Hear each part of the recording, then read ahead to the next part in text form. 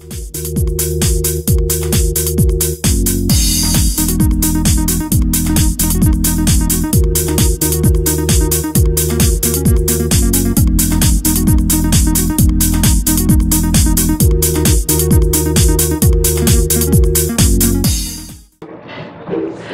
guys, welcome to No Ordinary Woman Chat Show. How are you guys doing?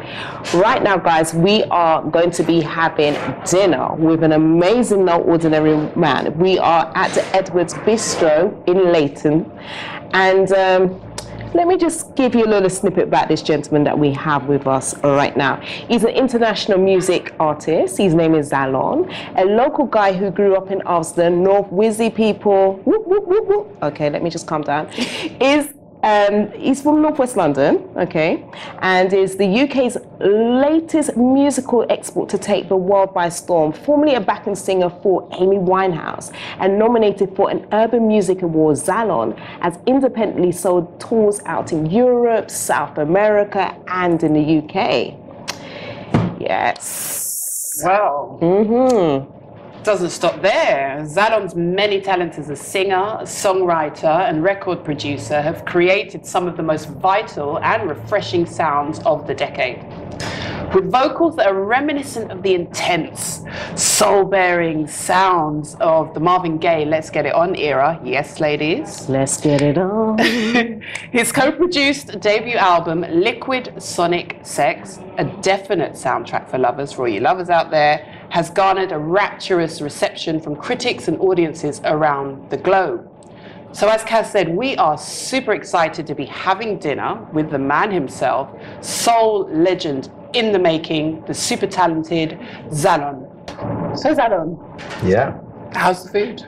I haven't actually tasted it yet. Okay, how does it look though? So it looks amazing. Yeah. It's a big plate of food as well. So got one big fish there. I know, right? I know. So listen, tell us a bit about your experience growing up in North Wheezy. I'm from Northwest London myself, but tell us a bit about your experience growing up in North Wheezy and how and when your music career started. I would say my experience was Harlesden was a vibrant culture of West Indian and Irish culture. It had a great community spirit there. The area had challenges such as drugs, some killings, etc. Yeah. But as I said, there was also a very strong, loving community spirit there. It's where I was from, and music kept me out of trouble. Mm-hmm. It kept me focused, and I still have a lot of my close friends who live in the area.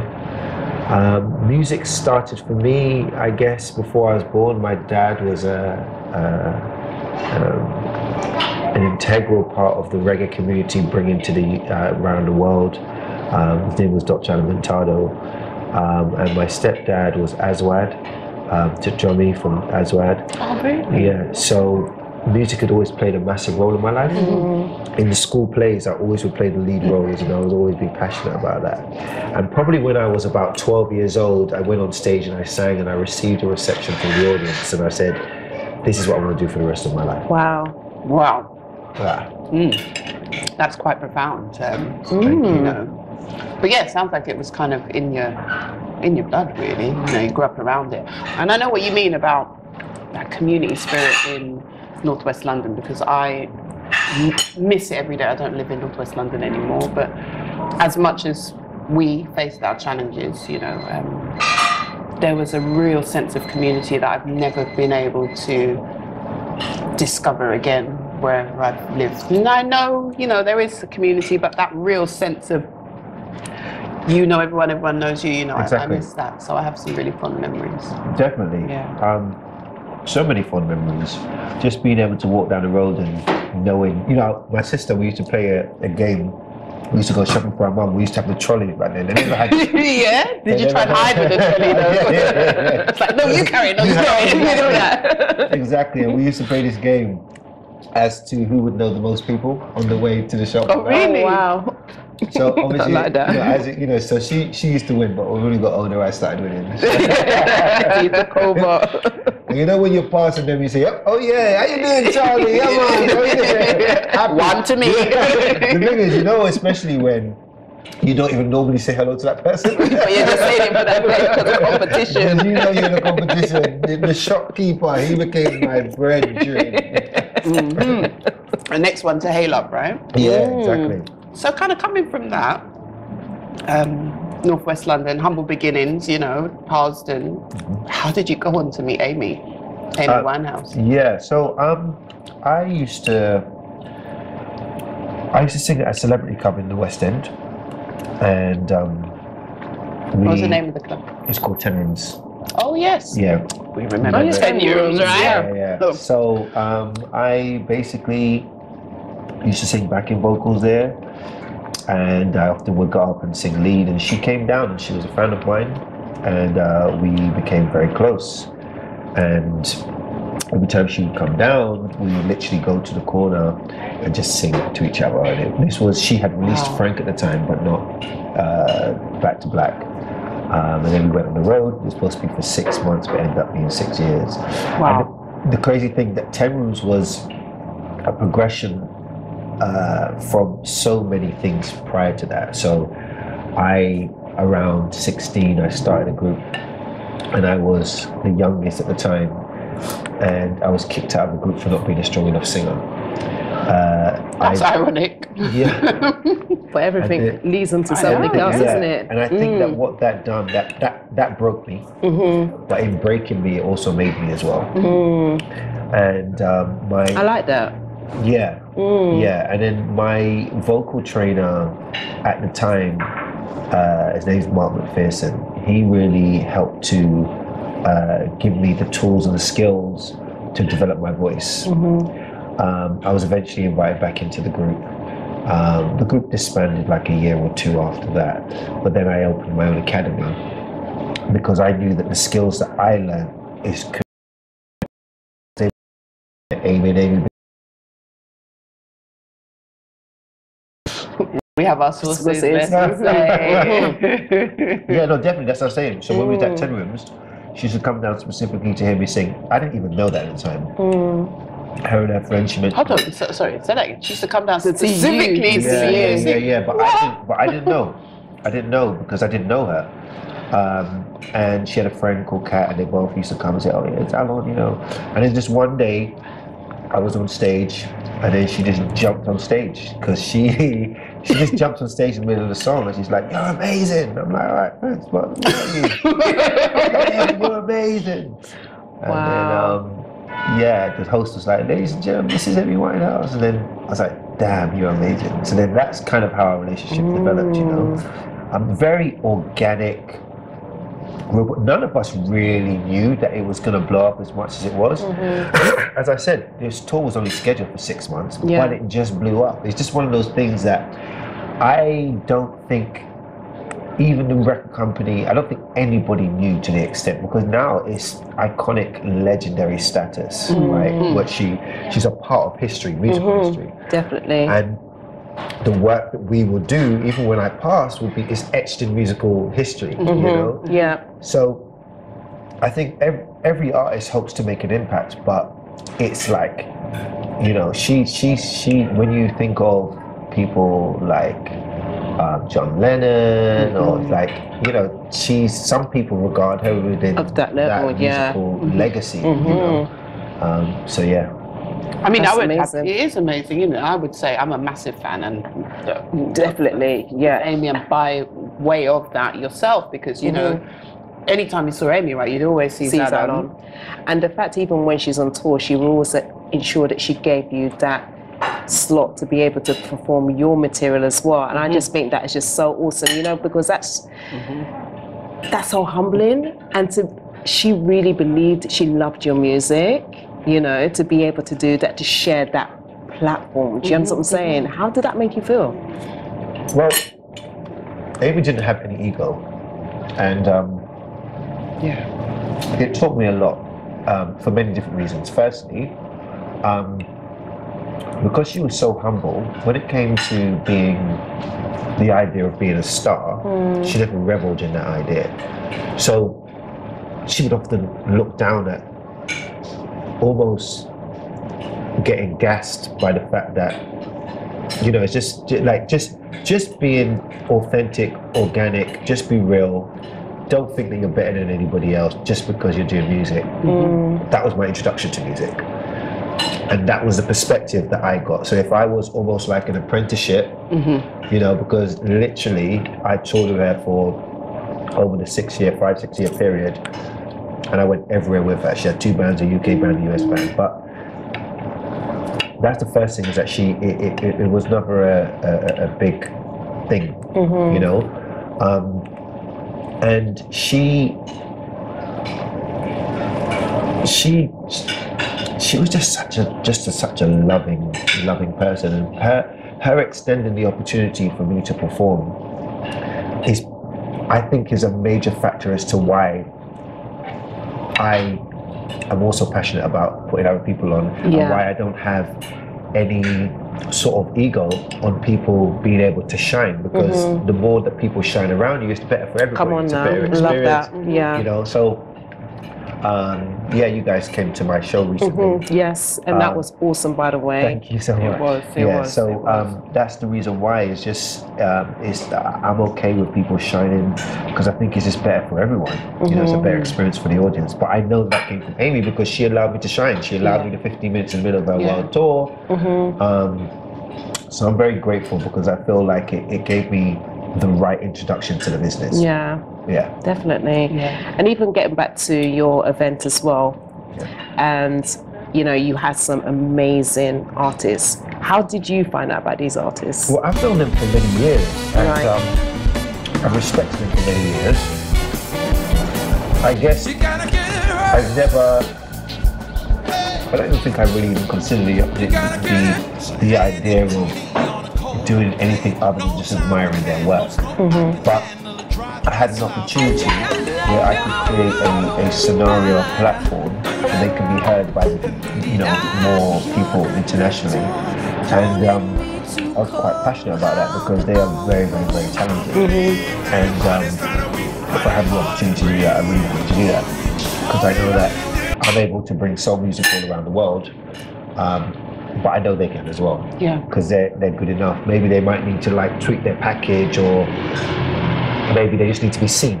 You know, so if I can just aid in that process, then, you know, that's so refreshing and so selfless of you and so humble of you, because back to what you were saying about Amy not having an ego, you know, and all too often when people are in this fame game, especially in this kind of new generation of social media and all this kind of stuff, it's all about the I, it's all about the self, it's all about the ego, it's all about how many likes do I get and this and that and the other, and you know, there isn't this concept that actually collectively, you know, if we extend a hand to somebody else, that's really something special, and that sets somebody apart from the average person. So you know, I'm really kind of humbled to hear. We were speaking off camera about the event, and you know how passionate you are about other artists and UK artists, and you mentioned that you finally had a time to kind of unwind after the show, and you know, and just for those out there watching, actually, so Zalon puts on a free festival.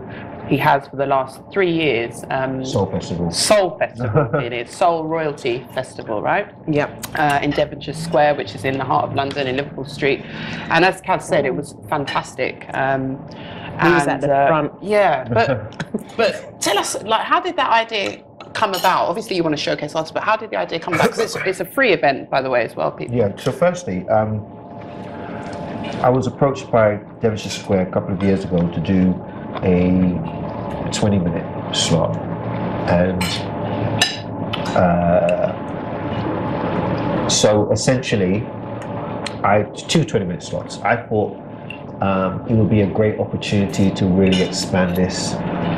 So we linked between myself and Devonshire Square, we linked with the Connections charity, which is a homeless charity, which is they provide support to maybe about 4,000 homeless people a year. They're the biggest homeless charity in the UK. I recently went down to the offices and met Sonia, and she took me around the offices. Just to speak on some points, just so people are aware. Since 2010, homelessness has tripled. The average homeless person dies 30 years earlier than the average person. So, you know, these are things that are happening. And sometimes these aren't people who they just had a situation that's turned for the worse. Maybe their tenancy, they've been renting a place, it's been, you know, the tenancy's up, or, you know, the person who's renting it to them has increased the prices, and they are working. They just haven't got the money saved up to pay for it, yeah. Yeah, to pay for the next place they want to go. So people just sometimes fall on hard times, maybe a divorce. They just some of them are temporary situations. Some of them have, you know, childhood traumas that require urgent care, and, you know, they give medical assistance. They help them. Some people need to apply for universal credit, so it's done all digitally. So they have like computers there. They can wash. They can like wash their clothes. They can, you know, they can have a psychologist that will speak with them. So I kind of think it's important to really talk about these things, because that was part of the awareness while we was doing the shows and we were doing it. The first 2 years we linked with the charity, and you know, I had I performed, and I had 2 support acts. But on the 3rd year, I really wanted to really understand what was going on. So I went down there, found out certain key information so people could donate. So there actually was a focused attention. We went on the BBC, we spoke about it. So there was awareness. People was able to donate at the time. And I wanted to expand it. So it was twofold. One was an opportunity to raise awareness for the charity and collect donations, and also to put artists on an international platform. We teamed up with MediaNet, and they was live streaming. We reached 300,000 people on the live stream, so we're grateful that we was able to do that. And that was internationally as well, and that was part of the objective, is raising the awareness on all fronts as well. So yeah. And you also had some international guests that was down as well, because you had people from Canada, Australia that was there, and it was absolutely just the vibe was awesome. I'm to be quite honest, I'm still quite gassed that it was actually free. Like I was saying, do you know, I can't understand that was a free event. I love festivals personally. I just prefer it. But if you want, we can charge if you want. Listen, guys, I'm sure they will. We're fundraising. But at the same time, the concept is so unique and it's so needed, because even when you think about like festivals that are going on, it's not really like a soul festival. Do you know what I mean? Kind of thing. It's either got all these various different genres or one specific genre, but never just soul. And I like the fact that you even had kids there. It was mixed. It was very diverse audience. You know, there was no trouble. It was a beautiful venue as well. And that freaking Christmas tree was humongous. Do you know what I mean? Talk about the Christmas tree as well. But firstly, what it is that for me, I'm passionate about soul, but there isn't. Soul is experienced and appreciated worldwide, and soul music was huge in the 60s. It was like one of our top genres. But I wanted to create the change that I wanted to see in the world.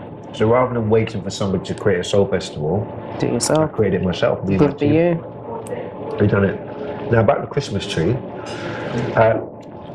Devonshire Square have one of the top Christmas trees in the UK. Oh really? Yeah. Wow. Basically, what happens is homeless people write down their wishes on paper hearts, and as people are around in the area, they look at the tree, read it, and they're able to fulfill those wishes. Yeah, I've got to get some The wishes might be like, I just need a towel, or I just need a jumper. Mine just said, warm clothes because it was like in a little heart, Yeah. red heart, and it just said, I just want some warm clothes. Yeah. So I'm just like, okay, I just need to get some jumpers and just bring it down. Exactly. Do you know what I mean? Exactly. It's just as simple as that, you know. And guys, if you do have the opportunity, please go down to Devonshire Square and go to the tree and get one of those hearts and just be a blessing onto somebody else. Yeah. Whilst you're eating your Christmas dinner with your family, there's somebody that could just be benefiting just for you just to sacrifice a couple of lattes and just go to, say, even Primark or go anywhere and just get like something for these individuals who are in need. So let it just be a festive, let it not just be a festive season just for yourself, but let it be about what it's supposed to be, and that's to give to each other. Yeah, and that message is really important, Kaz, because there's a theme that's running through what we're discussing here, right? So you met Amy. Amy believed in you. Amy gave you a chance. She gave back. She put you out there. You've put other artists out there. But not only have you put other artists out there, you've created this event with a purpose, with another purpose, with a really important purpose and a really important message behind it. You know, calling people to action, for them to give back and help and do something that's selfless and without ego. But Kaz and I spoke about this, but interestingly enough, Connections helped house me, London Connection. Did they? Yes, they did. Wow. So that really resonated with me when I was there. Yeah. That's beautiful. You see, and then now you're speaking about, like, this is beautiful. You see, like. That is absolutely really beautiful. Yeah. I'm going to speak to Sonia down at the Connection Charity and tell her that the person who interviewed me, she actually was helped by you guys. Yeah, and that is this is what it is. So you know how important it is. I know how important it is. I know the space very well. I was young. I was at university. Through one reason or the other, I needed a place to live, and Connections helped me. And I had a brilliant worker at the time. Her name was Sarah. She's no longer with them, but I will always remember Sarah because Sarah really helped my life and she really encouraged me. A beautiful Scottish lady with red hair. I remember her vibrant red hair. Sarah McLeese. So Sarah, if you're watching by any chance, thank you so much. You don't know how much you have helped me to where I am today. And back then it was called London Connection, but it's the same place in St. Martin's Square. Just from a personal perspective, that I really am humbled and commend you. Thank you. That you know, that's beautiful. Thank you. Yeah. Thank you very much. You know, I had a call. I had a friend of mine who runs a West Indian shop in Manchester. He came down to the show with all of his family, and he says, "Zalon, you've inspired me. At Christmas, I am going to do free food for the homeless at Christmas." And I was like, "Oh, thank you, bro. Thank you so much." You know, I think that if in this life I can create, you know, the impact to make the world just a little bit better, that'll be good.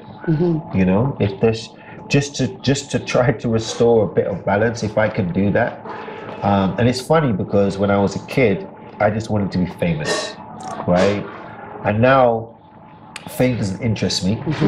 I'm more interested in making an impact and more of a connection. And it's less about me and it's more about us, you know? Yes. So hearing stories like that makes me feel very good because it makes me feel like we're working towards something that can make a difference. You know, there's a younger version of you that could be going through that situation right now.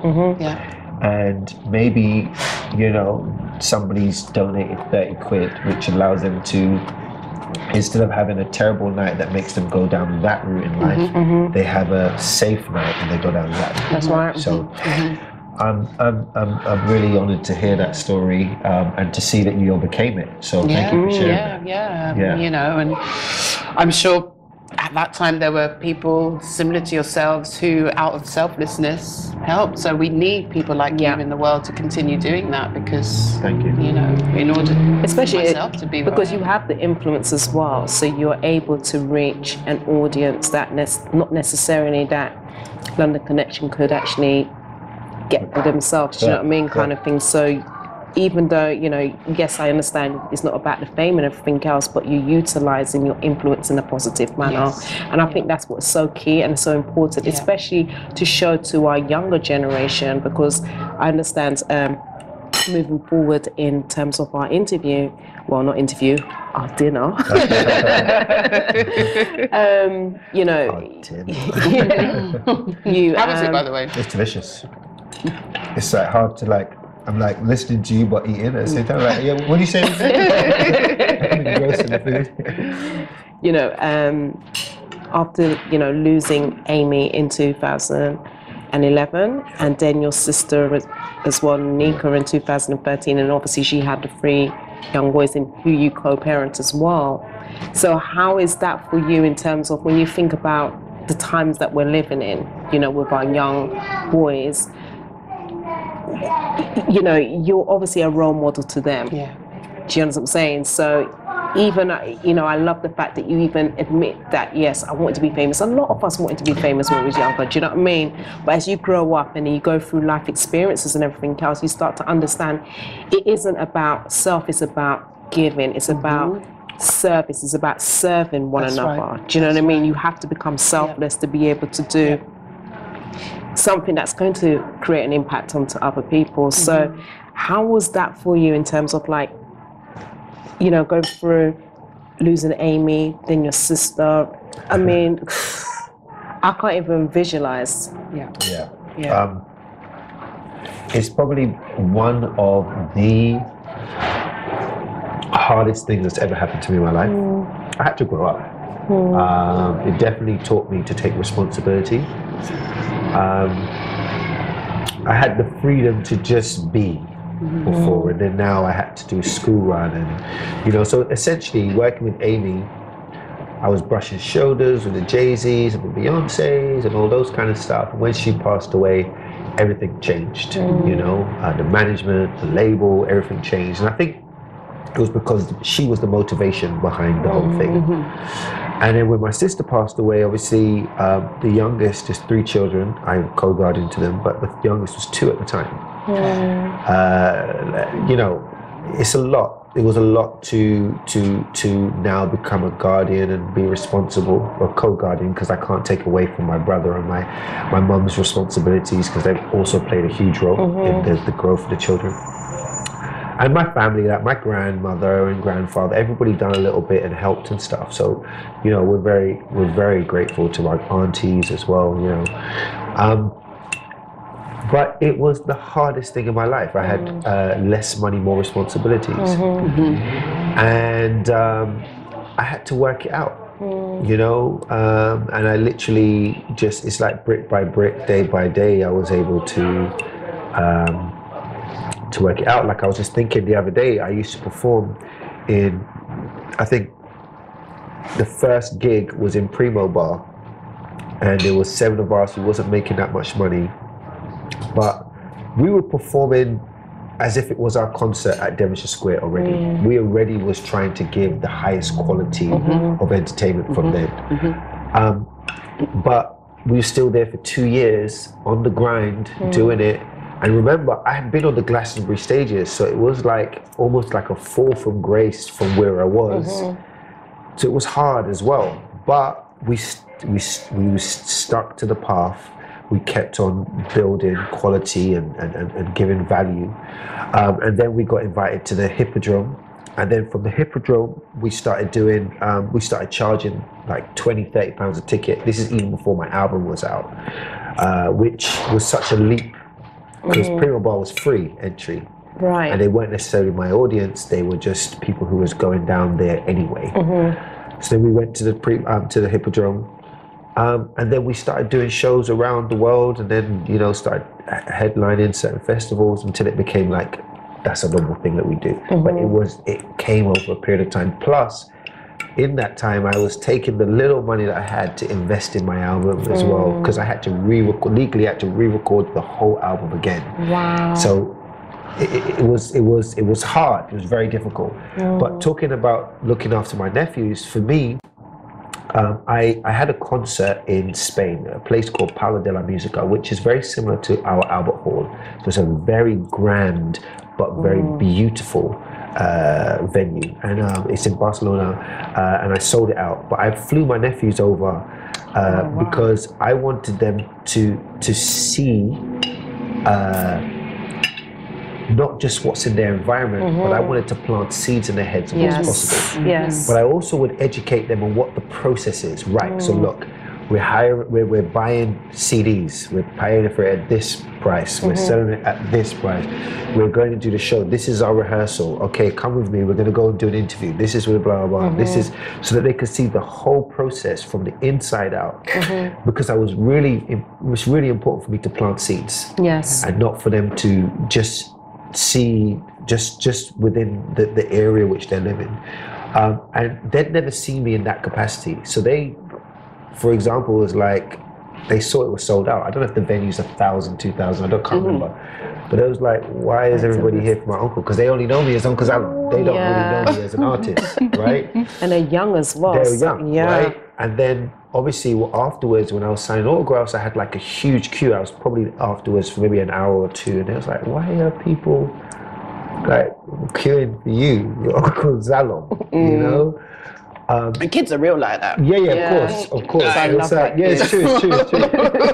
Yeah. So You know. for them, for me, it was really important to plant seeds. So that's also the role that I feel like is integral on top of parenting, because for me, you know, my passion is to also raise kings, you know, and so that's what it is, you know. I know Anika would be really proud of you. We spoke, and I knew your sister very well. Yeah. I just found out about today, it. right? Yeah, that's crazy. But we actually went to nursery together. And the last time I saw her, that was at a friend of ours' wedding, so I actually saw her out in St. Lucia, and I just remember Anika being larger than life and the life and soul of everything. But what I want to ask you, because I know Anika was real, So when you were doing all of your, you know, your Amy and your Zalon the artist and your this, your that, what did Anika say to you as your older sister? Because I'm sure she probably said, "Yo." Well, no, it wasn't really my sister. It was my mum's friend, actually. She called up my mum one day, and she's like, "What's Zalon doing? What's Zalon doing on the TV doing them stupid dancing?" She said to me. And but the dancing. Can you imagine that conversation with your friend? He said, "What's that doing on the TV doing them stupid dancing, right?" And you know, I laughed because it actually became a international I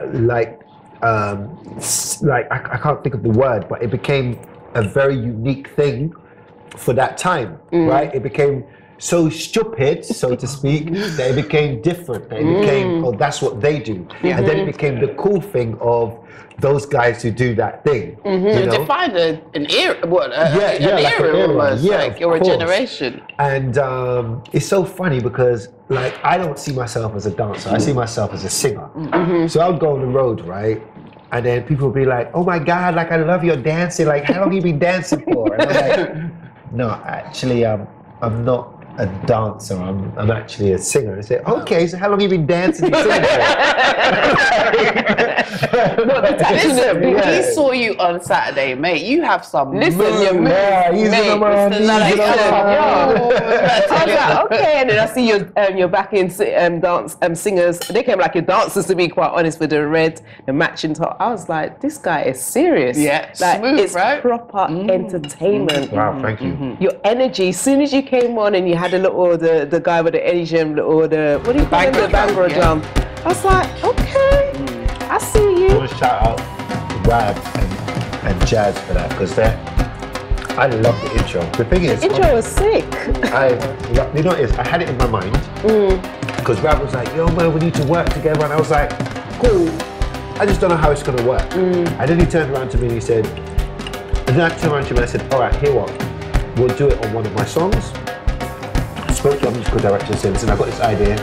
He said, "It's not." He says, "I just don't see it's not going to work because the Indian traditional drum, the dole, is very different from the Western drum kit, right?" So he said, "I don't know how it's going to sonically work." So I said, okay. So I thought about it. All right, how about if they play and you put some chords on it? and then we kind of build something after we do a transition. And then he was like, oh, I'm not sure. And I said, no, I think it's gonna work. So we done a sound check and we rehearsal, and we done it, and it sounded so epic. I was so gassed. I could imagine. But what was supposed to happen is I was supposed to be singing into the audience, like to the stage. But I had in-ears, and in-ears are basically like headphones. But it wasn't working. Oh. So I'm like, couldn't hear myself. So I was like, hello, what? Like, what? Like, if you watch the clip, like, what? Couldn't hear myself. I'm like, damn, like, and then it worked halfway through, and then I started singing as I was walking through the audience. And then, so I guess that, because, okay, so there's no back way to go into the stage. You have to walk from the audience to get to the stage. There's no other way you can get to it. So previously last year, I was walking through with security.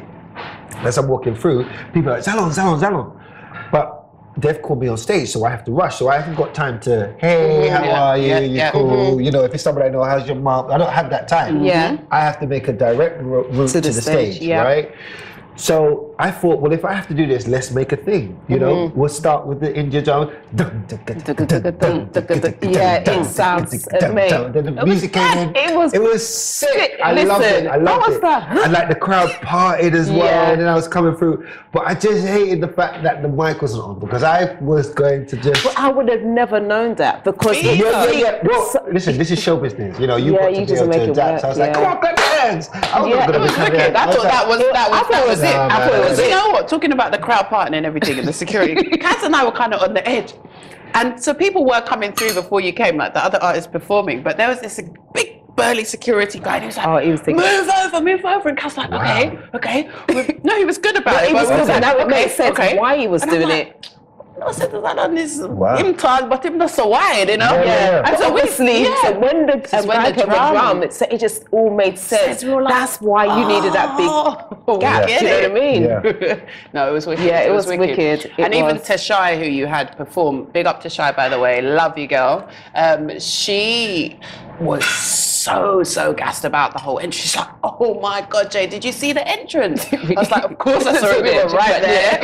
We were front and center. She's like, oh my God. She goes, I need to think about doing that. I need to, like, something like that. Not the same, but she goes, I just love the entrance. So I think for us both and for everybody at the show, the overall production was amazing. Like, your presenters, everything. I just want to shout out all of the artists who were there on the night. So there was Ishma, my brother. Into that camera there. Ishma, my brother. There was Leon, and there was Stefan Sounds, who they grew up with the LCGC, London Gospel Community Choir. Their dad, Basil Mead, runs that. It's probably one of the most successful gospel choirs in the UK, play behind some of the biggest artists. We had, so I said Leon's definitely. We had Gavin Holligan, who is an incredible soul talent. I actually met him on that day.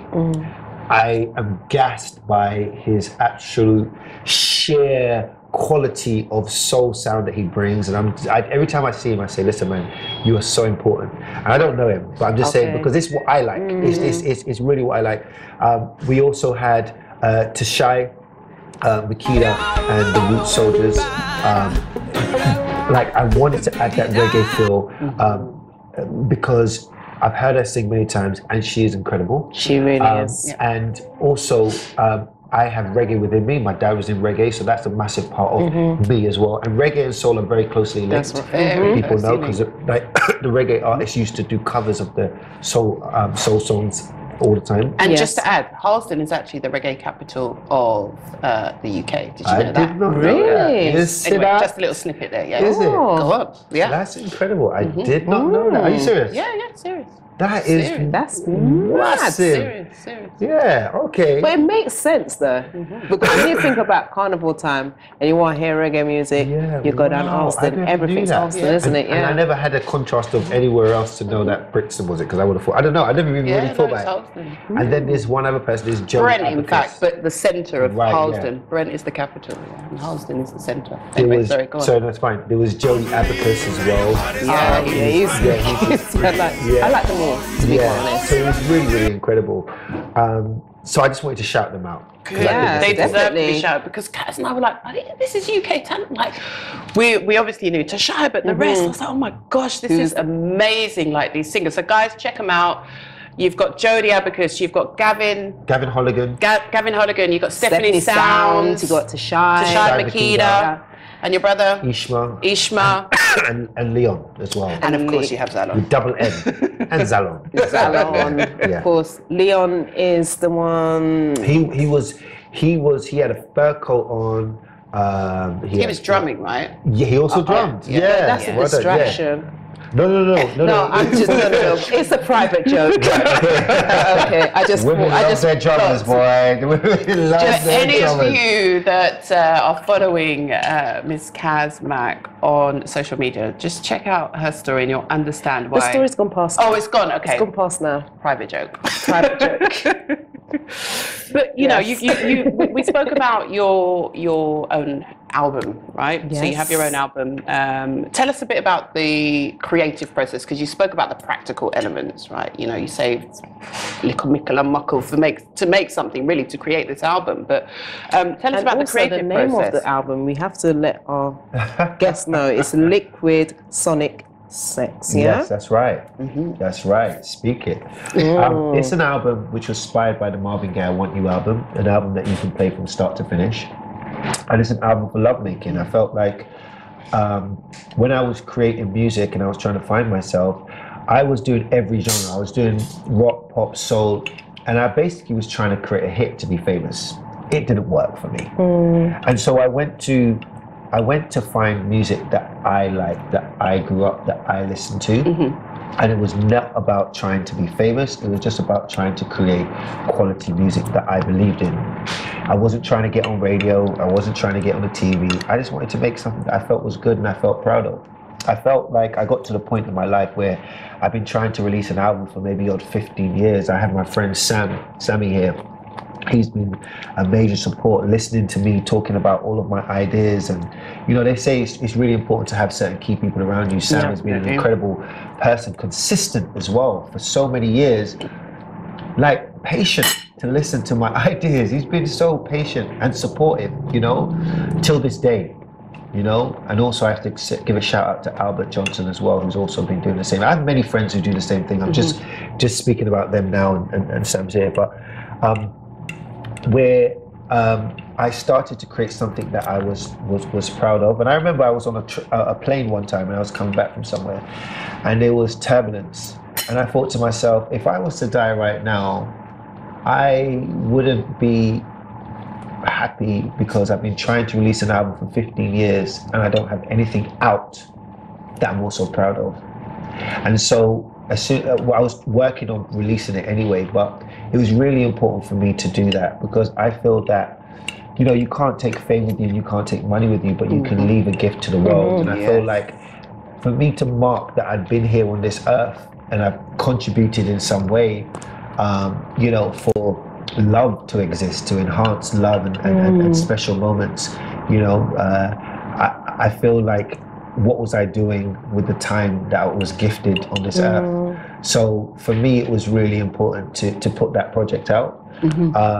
And when I released it, I felt a sense of relief, like, now you've done it. You know, my dad had encouraged me for many years to release an album. For one reason or another, it didn't happen. And I think one of the major reasons initially was because I was so reliant upon somebody else doing it, a label. So you know, as a kid, you're waiting around for a label for so many years. You're waiting for a manager. You're waiting for all these opportunities.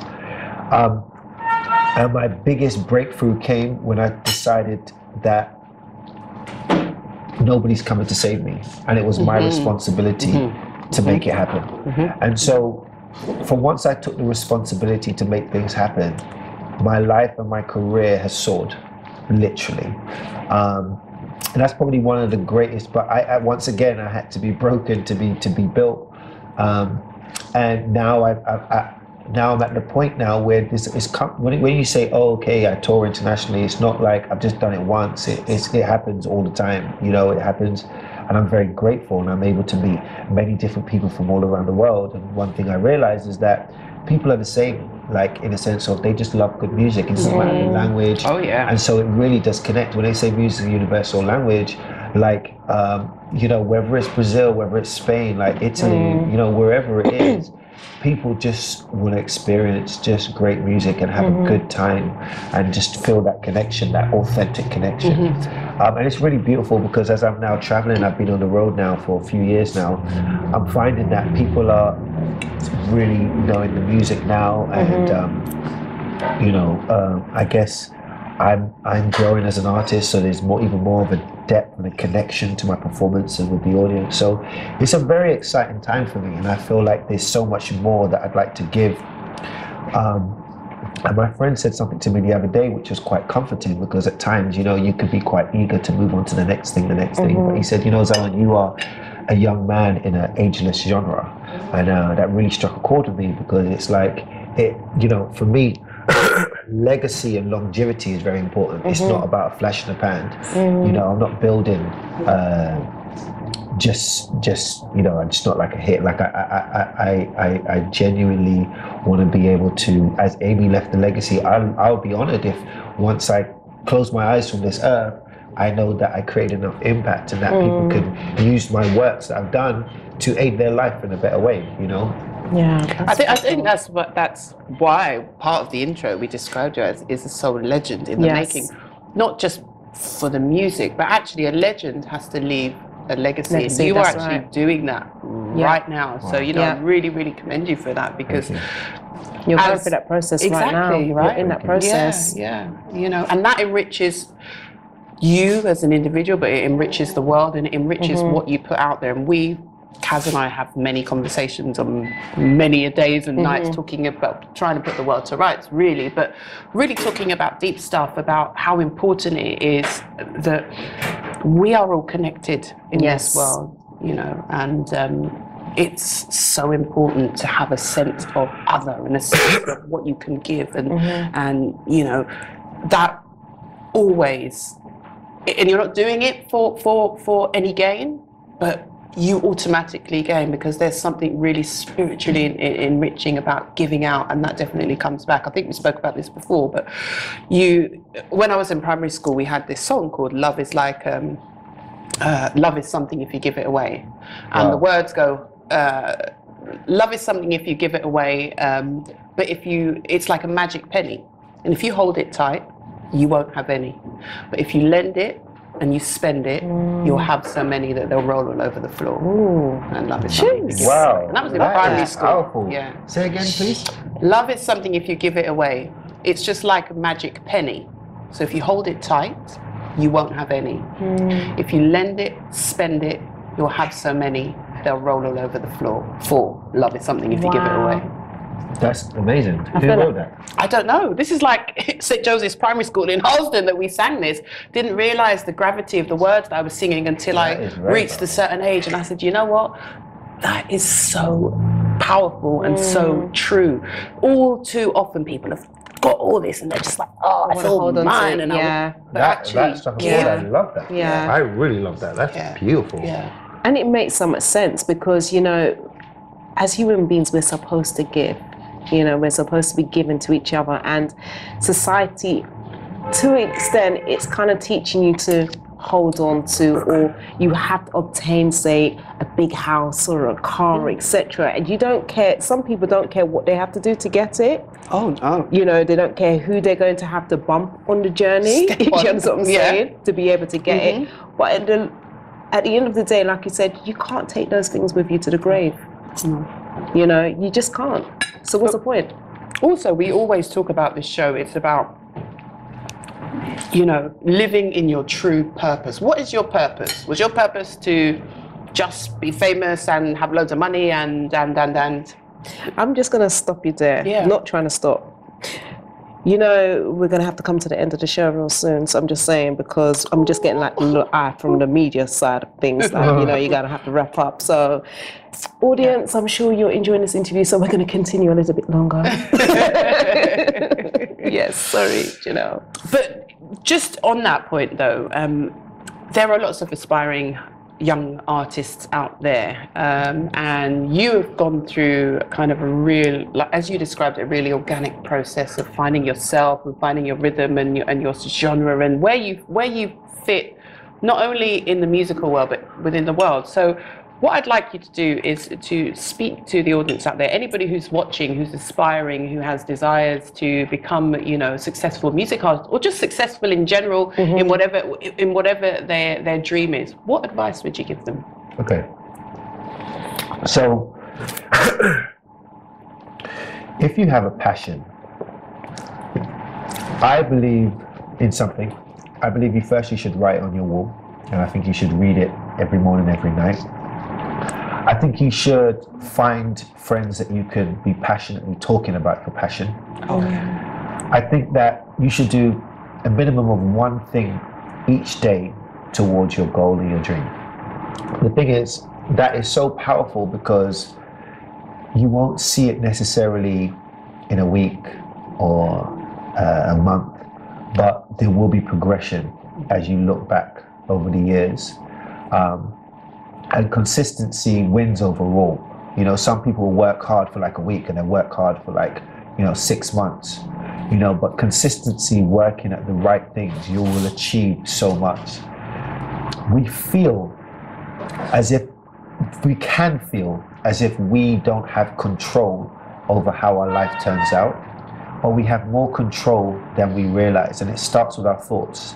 And there's a saying that thoughts become words, words become actions, actions, is that right, Sam? Rami? Thoughts, thoughts become words, words become actions, actions become habits, habits become your legacy. So be careful of your thoughts. So what are you saying to yourself? Who are you surrounding yourself around? Even if there's people around you that are successful, that's their life. It has no impact on yours. It doesn't mean that you can be more successful or less successful because it's your journey in your life. So you don't need to feel any way or feel low that somebody else is doing well. Compare. I believe that you should try to add as much value as possible in what you're doing. Get as much experience. Yes, people say you need to make money, but I got a lot of experience not making a lot of money for a long time before I was able to make money. And then when I was able to make money, I was making a small bit of money until I was able to be a bala. Sounds like with my cup.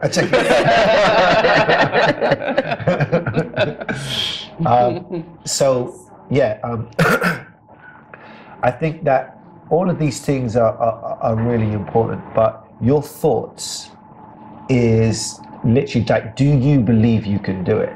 Like, you have to ask yourself, do you believe you can? Because you can. You can. Where I came from, the era I came from, there was many singers many people who wanted to start singing, and then life took over. I got laughed at. I got kicked out of my group for not being a strong singer. I felt as if I was blocked from the industry, or people didn't take me seriously for many years. But I still done it, and I still will continue to do it. I've wanted to give up so many times, and then after I've got outside of my own feelings, I got back up, brushed myself off, and then I've done it again. The thing is, if you want it, then do it. It doesn't mean you must be like silly and have to step on people. You step on people, but like, build one step at a time. Maybe you might need to get a part-time job, in the meantime, but study the art form. Like, I don't just study music, I study things like even marketing. I'm passionate about that because you have to get your messages out to people. Study things that's going to drive all aspects of your business, because it is essentially, if you've got a skill, it's a business. It's not just, so after I've worked on my vocals and stuff, like, I want to know about how does social media, how do I get that message out? How do I reach people? Like, at my show, I live stream. Why? Because I have an understanding that we're going to be able to reach more people internationally than just who's in the audience.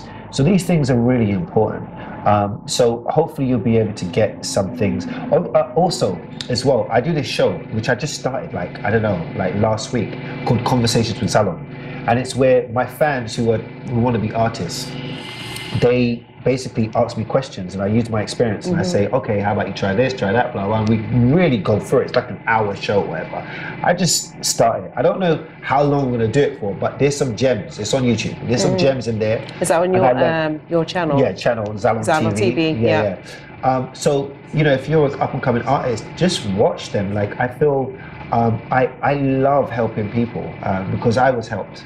And I feel that information is what has empowered me. Like information is the thing that is going to transform your life. Like study first, master the information, and then apply the information. For many years, I studied, and it's Sam, right? Because Sam's known me for so long. Sam will say to me, like, yeah, but Zalon, you're talking about this for ages. You ain't done nothing yet. Whoa. So you need that friend. Remember Sam? Accountable. Yeah. Accountability. You remember that, right, Sam? Sam's telling me for years.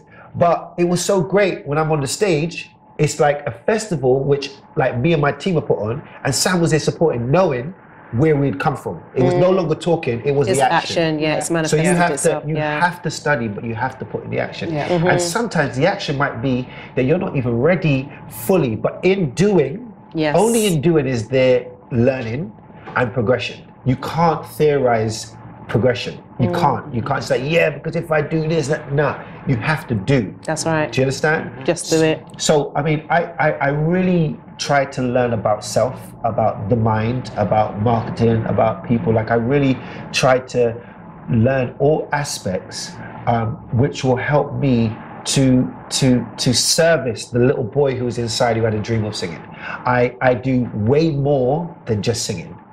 So, that's beautiful. Thank you. So guys, if you need some tips, make sure you check out ZalonTv on YouTube. Subscribe today, as well as subscribing to No Ordinary Woman Chat Show. Can I just say one little thing? Yes. Because I'd just done it spontaneously, right? I put it on my ZalonTv, but I recognize there's a different audience from people who are interested in Zalon shows, touring, blah blah, to artists who are interested. So I may move it at a later stage, but the links will be underneath the video if I do, or it'll be on my other social medias. And if anybody goes to Zalon in Google and puts any social media, I will come up on it. Okay, so that's your social media handles. But we're going to have to move on swiftly. Sure. As this is No Ordinary Woman Chat Show, which female role model has inspired you the most, and why? Very good question. My mom. And it's so funny because I got to hold myself so I don't get emotional here. Like, my mom is truly responsible for where I'm at, and I didn't see it. I didn't see it because my mom is a worker bee, and she didn't necessarily understand the vision which I had. And so when I had my academy and stuff when I was growing up, you know, because she's been around the music scene, she would always say things which was to protect me, but wasn't necessarily like saying, go on, it's like, so she would be supportive, but it'd be like, you know, make sure you've done this and make sure you've done that. And it felt at the time, it occurred to me as if it was more negative rather than a positive. But my mum had always been supporting me. My mum allowed me to stay at home when I hadn't worked it out. If she kicked me out and said, look, you're old enough now, you need to go and work it out, I probably wouldn't be where I am now, you know? And so I know that she gave me the time to work it out.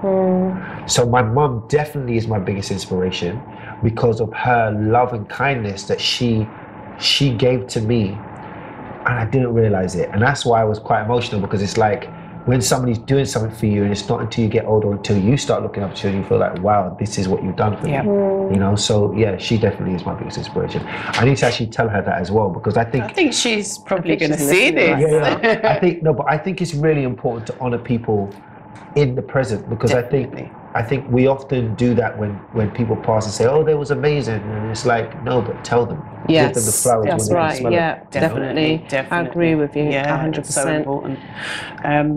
Well, thank you for sharing that. Yes, and you're making me like water-dyed now. Really, thank you for sharing that.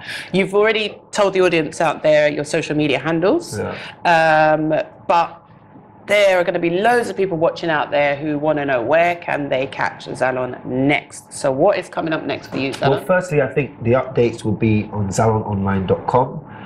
My social media being on Twitter is Zalon.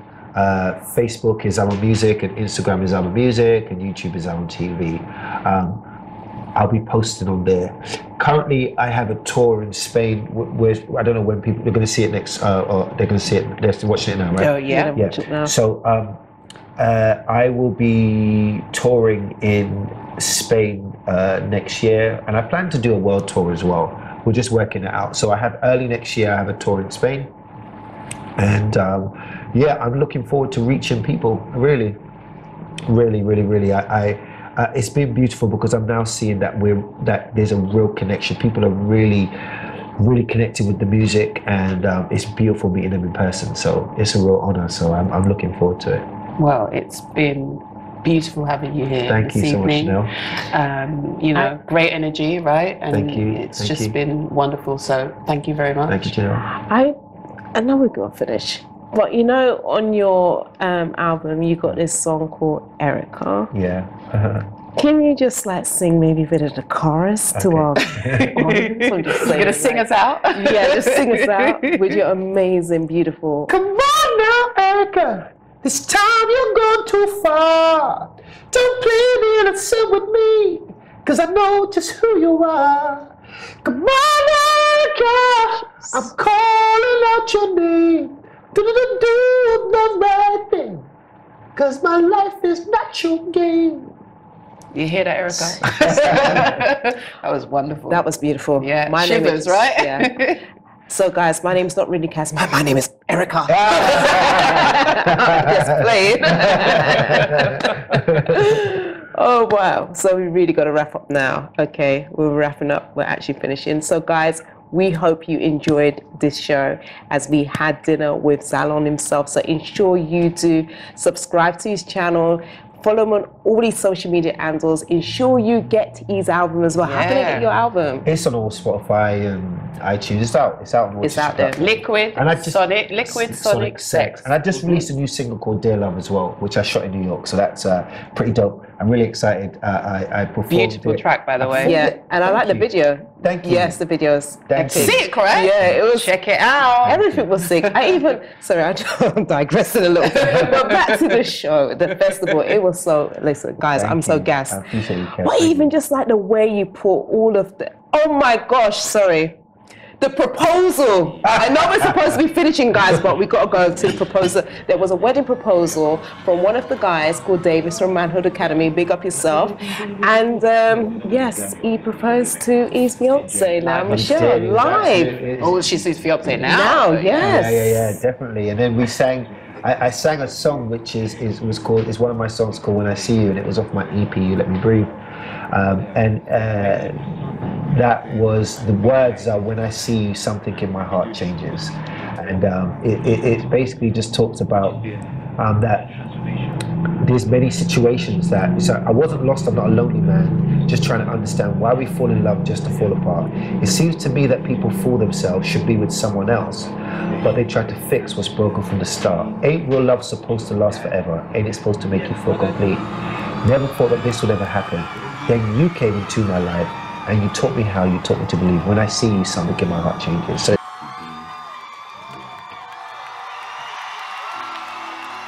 Michelle, will you marry me? that was a little video. It was beautiful. Here we It was go. So magical. I mean, that was on different levels.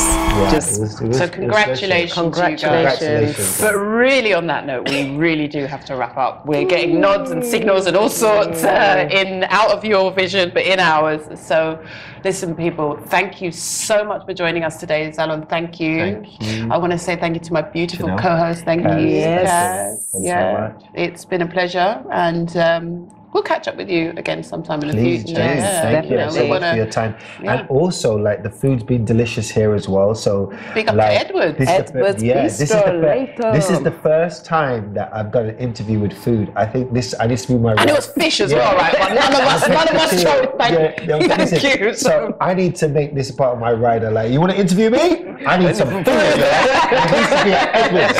Needs to be at Edwards. So we started the trend. That's right. Edwards in Leighton. Big up yourselves. Thank you so much for hosting us. We've enjoyed it. And guys, do come down and check them out. I mean, the food is awesome. Come like feast right now. As you can see, salad, coleslaw. We have potato salad. We have juice, snapper, bami. No, there's no bami. There's rice and peas. Yes. So guys, please do come and support. Yeah, come down to Edwards in Leighton. Yeah. So okay, so we really got to finish now. So until next time, have a wonderful, wonderful week. And make sure you share this channel because sharing is caring. And until next time, from myself, Zalon, Janelle, and the team, peace out. We love you. Love you guys. Stay blessed. Ciao. Bye. Woman, you are the start. You are the beginning. And that is a problem. That is a problem.